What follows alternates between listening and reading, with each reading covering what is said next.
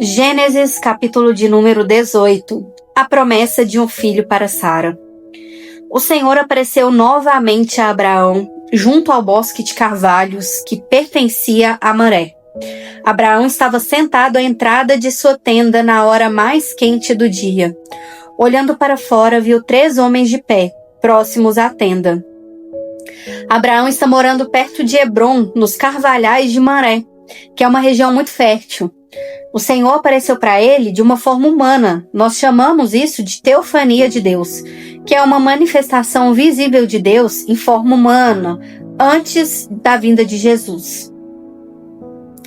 Quando os viu, correu até onde estavam e lhes deu as boas-vindas, curvando-se até o chão.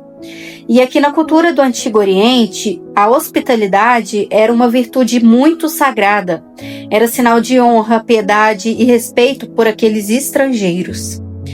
Abraão então disse: "Meu senhor, se assim desejar, pare aqui um pouco.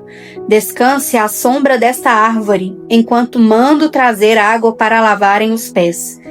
E uma vez que honraram seu servo com essa visita, prepararei uma refeição para restaurar as suas forças, antes de seguirem viagem." E esse versículo de número 3, ele começa com Abraão dizendo, "Meu Senhor."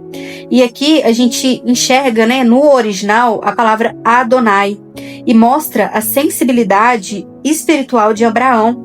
Ele reconhece a presença divina, mesmo vendo 3 homens de pé. Ele reconhece a figura de Deus ali entre eles.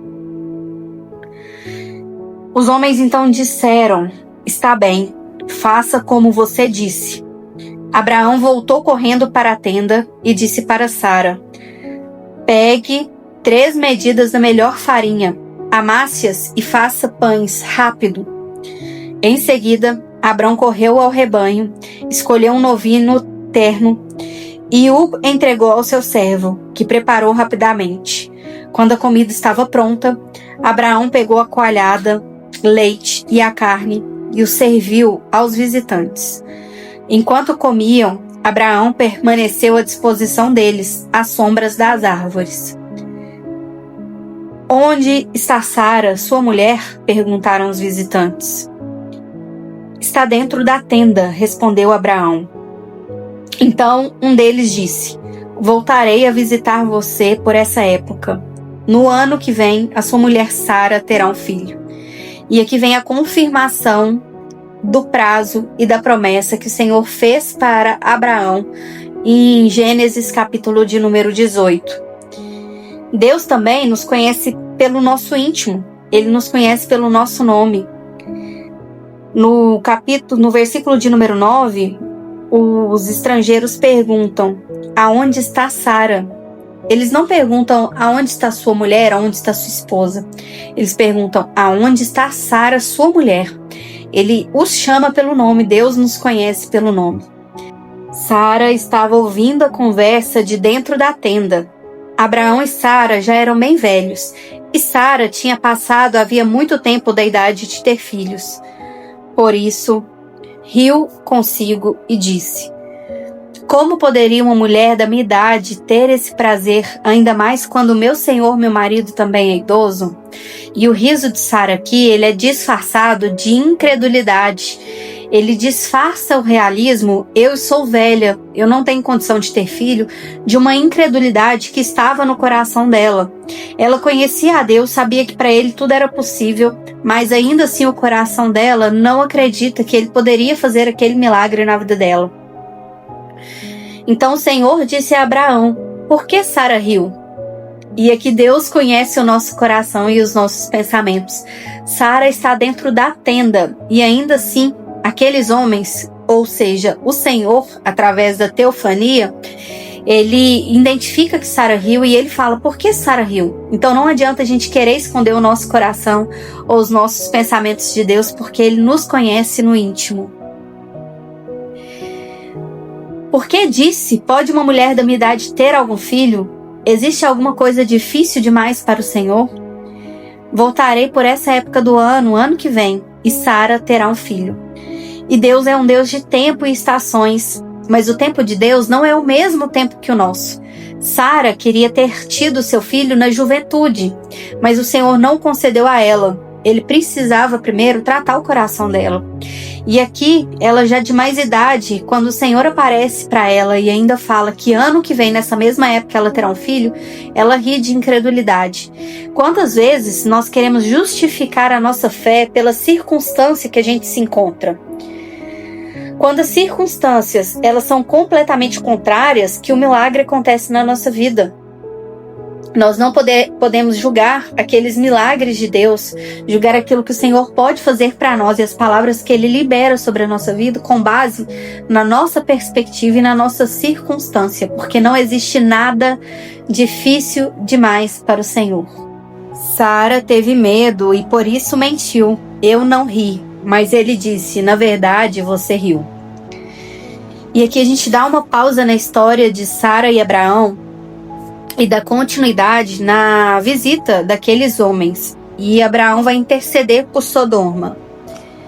Depois da refeição, os visitantes se levantaram e olharam em direção a Sodoma. Quando partiram, Abraão os acompanhou para despedir-se deles. Então o Senhor disse: devo esconder o meu plano de Abraão?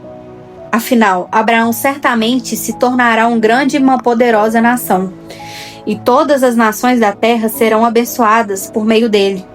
Eu o escolhi para que ordene a seus filhos e às famílias deles que guardem o caminho do Senhor, praticando o que é certo e justo. Então farei por Abraão tudo o que eu prometi. Portanto, o Senhor disse a Abraão. O Senhor, ele compartilha seu plano com Abraão, mostrando o grau de intimidade que eles tinham. Deus se revela aos que andam com ele. Portanto, o Senhor disse a Abraão: ouvi um grande clamor vindo de Sodoma e Gomorra, porque o pecado dessas duas cidades é extremamente grave. Descerei para investigar se seus atos são de fato tão perversos quanto tenho ouvido. Se não forem, quero saber. Naquela época, Sodoma e Gomorra eram cidades prósperas e férteis, muito ricas, mas moralmente corrompidas. O clamor aqui que fala, ouvi um grande clamor, no hebraico indica um grito de sofrimento, injustiça, opressão, pedido de socorro. Versículo 22. Os outros visitantes partiram para Sodoma, mas Abraão permaneceu diante do Senhor. Aproximou-se dele e disse: exterminarás tanto os justos como os perversos?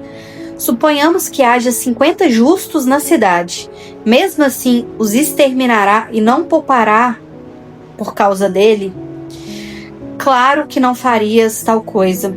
Destruir o justo com o perverso. Afinal, estarias tratando o justo e o perverso da mesma maneira. Certamente não faria isso. Acaso o juiz de toda a terra não faria o que é certo? O Senhor respondeu: se eu encontrar 50 justos em Sodoma, pouparei a cidade toda por causa deles. Abraão aqui não pede a Deus que ignore o pecado, mas ele pede que Deus salve os justos. Abraão então voltou a falar: embora eu seja apenas pó e cinza, permita-me dizer uma coisa ao meu Senhor.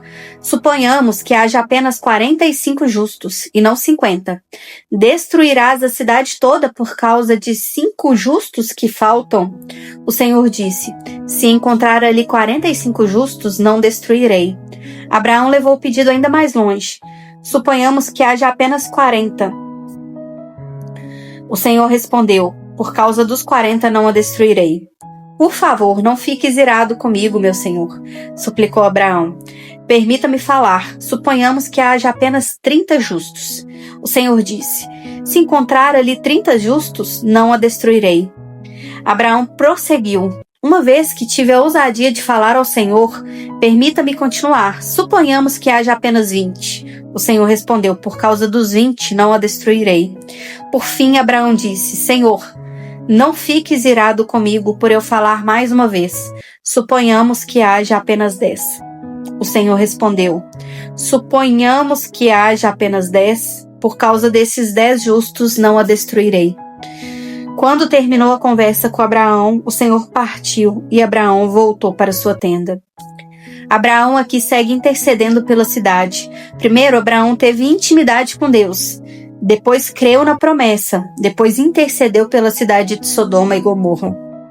Aqui Abraão não venceu uma negociação. Ele entendeu qual era o coração de Deus. E ele chegou ao coração de Deus da maneira correta. Se então por acaso que haja apenas 10, o Senhor destruirá? E Deus diz: se tiver apenas 10, eu não destruirei.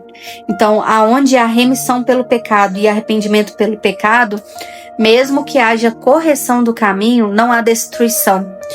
E igual está escrito aqui, descrito em Sodoma e Gomorra, e no capítulo de número 19, que nós seguiremos lendo no próximo vídeo. E aqui vamos orar para poder finalizar a leitura de Gênesis, capítulo de número 18. Pai, muito obrigada pela tua palavra, obrigada porque o Senhor tem sido fiel conosco, Pai, em tudo aquilo que o Senhor nos promete. A tua palavra, ela não volta vazia, a tua promessa será cumprida em nossas vidas. Que o Senhor possa, Pai, ser aquele que nos orienta, aquele que nos conduz, que as tuas palavras e as tuas promessas venham sobre nós, que a gente possa ouvir um pouco mais sobre o Senhor. Abra os nossos ouvidos e o nosso coração para que a gente consiga ter entendimento da tua palavra e da profundidade que o Senhor quer nos trazer. Abra os nossos olhos espirituais para que, assim como Abraão possa ter a revelação da presença do Senhor, que a gente também possa ver a presença do Senhor se manifestar na nossa vida. Essa é a oração que eu te faço e eu lhe agradeço pela tua palavra em nome de Jesus. Amém.